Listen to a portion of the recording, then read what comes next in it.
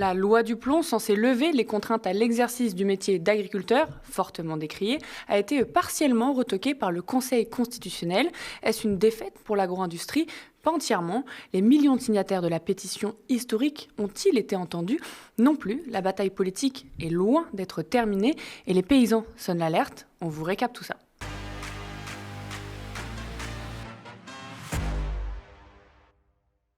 La loi du plomb, c'est tout d'abord une loi portée par la droite sénatoriale et soutenue par la droite et l'extrême droite à l'Assemblée nationale.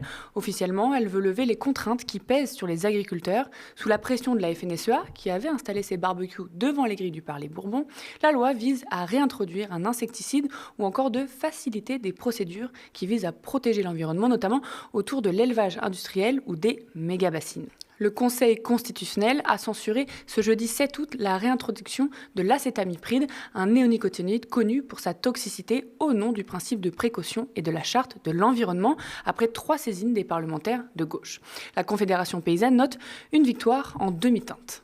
Quand même une petite victoire dans le sens où voilà, on ne voulait absolument pas de ce recul environnemental, de ce recul pour la santé, et aussi ce recul par rapport à la filière apicole, hein, qui subit déjà des difficultés économiques, mais en plus qui aurait été mis à mal par ce produit toxique qui tue les abeilles.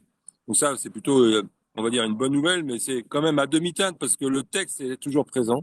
Le texte, son intention est toujours là. Et du coup, il n'y a pas un changement radical sur l'orientation agricole et sur l'accélération vers une industrialisation de l'agriculture. L'intention du texte, c'était bien d'améliorer, de renforcer la compétitivité de la ferme France pour aller vers encore plus d'exportation, encore plus sur le marché mondial. Et donc c'est ça qu'on conteste et c'est pour ça qu'on dit que c'est pas une victoire complète et qu'il va falloir maintenir la pression. Sitôt la décision connue, l'Élysée a annoncé qu'Emmanuel Macron promulguerait la loi dans les meilleurs délais. Mais rappelons que le camp présidentiel était divisé et mal à l'aise sur ce texte. France Info parle d'un camouflet pour le gouvernement. L'exécutif aurait pu porter lui-même ce texte, mais il a préféré laisser faire les parlementaires. Et toujours pour éviter d'assumer les mesures, Emmanuel Macron se cache ensuite derrière le Conseil constitutionnel. C'est pas moi, ce sont les sages. Pratique. Le retour du pesticide est donc censuré, mais le reste du texte et sa défense du modèle agricole libéral sont maintenus. Car rappelons-le, ces mesures pour lever les contraintes à l'exercice du métier d'agriculteur sont la voix de la FNSEA. Le monde agricole est loin d'être uni sur ce sujet. Pour la FNSEA, la censure du texte est un échec. C'est un choc inacceptable et incompréhensible, clame le syndicat agricole, qui demandait le retour de ce pesticide pour protéger des filières agricoles en danger. Mais la FNSEA est satisfaite pour d'autres dispositions. Malgré la décision de censurer les articles 2 et 8 qui laissent certaines filières dans l'impasse, cette loi pose des bases essentielles et attendues sur des sujets clés tels que le stockage de l'eau, le développement des élevages, l'allègement administratif, un meilleur encadrement des contrôles. Les débats qui ont entouré cette loi ont révélé un besoin de réconcilier l'agriculture et une partie de l'opinion publique que JA et la FNSEA ont entendu. Parce que oui, on en parle moins, mais les articles pour alléger les réglementations autour des autorisations pour les élevages ou les stockages d'eau, notamment les méga-bassines, on connaît bien le sujet aux médias, sont maintenus. Il y avait une volonté d'alléger euh, les démarches administratives pour agrandir les productions animales industrielles. C'était ça qui était dans l'intention du texte. Donc ça, c'est toujours là. Et ça, c'est une mauvaise nouvelle. C'est encore une fois ce que je vous disais. C'est juste que là, on poursuit sur un schéma de concentration des fermes, d'intensification des fermes et de disparition des paysans et des paysannes, parce que c'est ça, in fine, qui se passe, quoi. Si on augmente la taille des troupeaux, si on augmente la taille des bâtiments et qu'on concentre encore un peu plus et on restructure encore un peu plus les fermes, ben c'est des paysans et des paysannes en moins dans les territoires. Et c'est une agriculture qui nous échappe et c'est une souveraineté alimentaire qui nous échappe. L'article 5 de la loi prévoit que certains ouvrages de stockage d'eau et les prélèvements sur les eaux associées sont présumés d'intérêt général majeur. Et cela permet des dérogations aux objectifs de qualité et de quantité des eaux. Cette présomption permet de justifier la délivrance, pour l'implantation de ces ouvrages, d'une dérogation aux interdictions de porter atteinte à des espèces protégées ainsi qu'à leurs habitats. Le Conseil n'a pas censuré mais a émis 2 réserves. La première réserve précise que si les dispositions contestées s'appliquent à des prélèvements sur les eaux souterraines, elles ne sauraient être interprétées comme permettant la réalisation de prélèvements au sein de nappes inertielles. La seconde précise que les présomptions instituées doivent être réfrageables. Autrement dit, elles n'interdisent pas de contester devant le juge l'intérêt général majeur ou de la raison impérative d'intérêt général majeur du projet d'ouvrage concerné.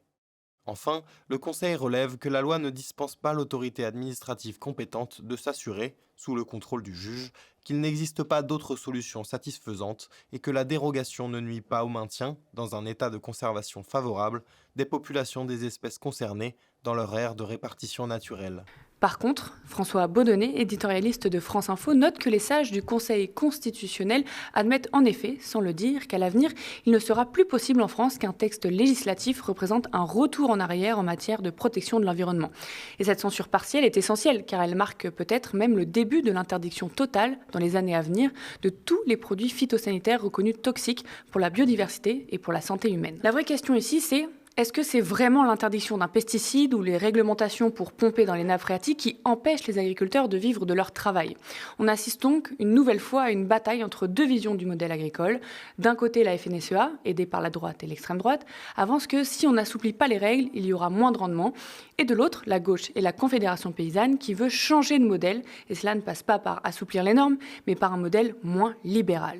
Et on se rappelle du cri de colère de Sandrine Rousseau, députée écologiste, sur le plateau du Média dans notre émission Le Journal des luttes. Enfin, on se rend compte de ce qu'on est en train de faire, c'est-à-dire que pour satisfaire Arnaud Rousseau, de l'agro-business, un type qui a une entreprise qui fait des millions de chiffres d'affaires, on met en danger la santé des personnes. Enfin, quand un enfant a un cancer, sa vie complète est perturbée, modifiée, abîmée. Et enfin, le cancer, c'est pas rien. Une fois qu'on en a eu, on s'en souvient tout le temps. On est tout le temps avec ça, avec cette épée de Damoclès sur la tête. Et en fait, on est en train de faire ça pour donner de l'argent à Arnaud Rousseau. Mais non. Enfin, moi, ça me révolte, mais à un point, vraiment, je suis extrêmment choquée. Non seulement choquée, mais très, très, très en colère. Et cette colère, il va falloir qu'elle sorte à un moment. Alors, il y a des agriculteurs, eux, qui ont un autre argument. Cette loi, c'est une nécessité, selon eux, pour leur rentabilité. Qu'est-ce que vous leur répondez ? J'en ai rien à péter de leur rentabilité. Et puis, je pense qu'en fait, c'est pas le sujet, quoi. La rentabilité de l'agriculture par des produits chimiques au détriment des sols, de la biodiversité, de notre santé, c'est pas de la rentabilité en fait, c'est de l'argent sale. En tout cas, tous et tous s'accordent à pointer une concurrence inégale entre les produits français et ceux importés. Car c'est vrai, pendant que nos agriculteurs français n'ont pas le droit d'utiliser l'acétamipride, le reste de l'Union européenne, oui. Et donc, les produits français sont en concurrence directe avec des produits qui n'ont pas les mêmes normes dans nos rayons de supermarchés. Et c'est bien cette bataille politique que l'on a retrouvée lors des débats fin mai à l'Assemblée nationale. Si on met des normes plus restrictives en France, le problème, ça mène à quoi ? Ça mène à importer ces produits et les mettre dans nos assiettes. Donc, s'il y a un vrai gain en santé publique, réel ou supposé, il n'est pas là, puisqu'on importe des produits qui ne sont pas produits selon les normes qui nous sont imposées. Ça mène juste à plus d'émissions de gaz à effet de serre, puisque les produits, au lieu de faire 50 km pour se retrouver dans votre assiette, ils en font 1500. Et en plus, ça tue économiquement les exploitations agricoles et plus généralement le maillage agricole de notre territoire qui fait vivre les territoires ruraux, qui sont des territoires un peu en souffrance aujourd'hui. Je trouve qu'on prend le débat dans le mauvais sens. Le premier sens, c'est la question de la santé. C'est un scandale sanitaire, je dis, c'est l'équivalent du chlordécone, c'est l'équivalent de l'amiante, les néonicotinoïdes, l'acétamiprine, ça rend malade. Et le seul débat que nous devrions avoir, c'est la question des cancers que ça va provoquer. Depuis le mois de décembre, l'Union européenne, à la demande de la France, a décidé de réétudier l'autorisation de l'acétamiprine. C'est-à-dire que plutôt là de céder, nous devrions mettre ensemble toute notre énergie pour que l'Union européenne l'interdise. On continue de fermer les yeux et on continue de céder à des vieilles logiques agricoles du XXe siècle qui ont pour biais de penser que seule l'agriculture qui utilise des pesticides est productive, ce qui est absolument faux, et seule l'agriculture qui est dépendante des pesticides est rentable, ce qui est également absolument faux depuis le début du XXIe siècle. Ce qu'il faut comprendre, c'est que plus on utilise de pesticides, plus on est dépendant de pesticides, parce que les pesticides ne sont pas sélectifs. Quand on veut tuer du puceron, quand on veut tuer de la punaise diabolique sur des noisettes, on tue aussi les prédateurs. Et donc plus on va utiliser, moins on aura de prédateurs et plus on sera dépendant de pesticides. Après des manifestations de paysans, des oppositions et recours de la gauche, mais aussi cette pétition historique qui a dépassé les 2 millions de signatures, ou encore la mobilisation de scientifiques qui demandent le retrait de la loi, le gouvernement et ses alliés sont hermétiques au débat sur la fameuse compétitivité qui en met les agriculteurs droit dans le mur. Le problème de l'agriculture française, c'est pas plus la concurrence que les normes en elles-mêmes. c'est un ensemble en soi. Évidemment, à partir du moment où d'autres pays, et il n'y a pas que l'Europe d'ailleurs, utilisent des produits, il est important pour nous d'encadrer et que les mesures que l'on propose le soient aussi aux frontières. Ce n'est pas une concurrence internationale, c'est une concurrence intra-européenne et nous sommes dans un marché commun. Donc on est dans un marché commun, si on pouvait avoir déjà dans le marché commun des règles uniques, ça serait mieux. Merci. Comme d'habitude, nos questions ne plaisent pas et surtout, elles dérangent. Pourquoi remettre en cause le modèle global quand il bénéficie aux géants de l'agro-industrie ?